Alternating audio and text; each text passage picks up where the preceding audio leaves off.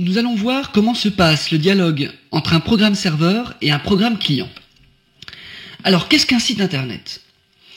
Un site internet, c'est un programme tournant en permanence sur un ordinateur connecté 24 heures sur 24 au réseau internet. Cet ordinateur est ce que l'on appelle un serveur. Voici sa représentation. Il contient donc un programme serveur, comme Apache par exemple.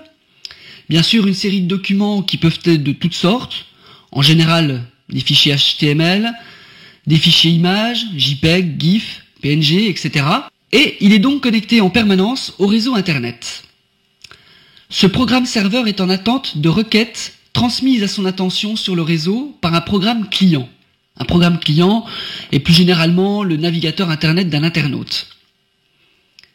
Quand le serveur reçoit une requête, il l'analyse et détermine quel est le document demandé, puis le transmet au programme client. Le client émet donc une requête qui passe par le réseau internet.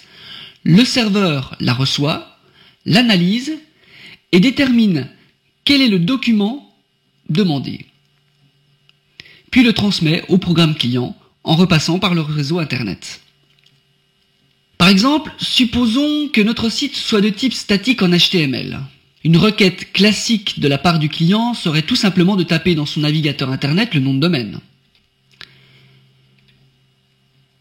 Le serveur recevant cette requête va donc retourner le fichier index.html et éventuellement les images associées qui correspondent à la première page de notre site internet.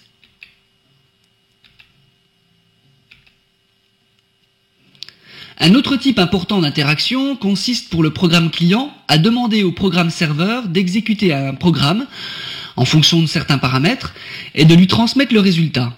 C'est le cas par exemple d'un site développé en PHP qui constitue à lui seul un programme web et qui a besoin d'un programme serveur pour fonctionner.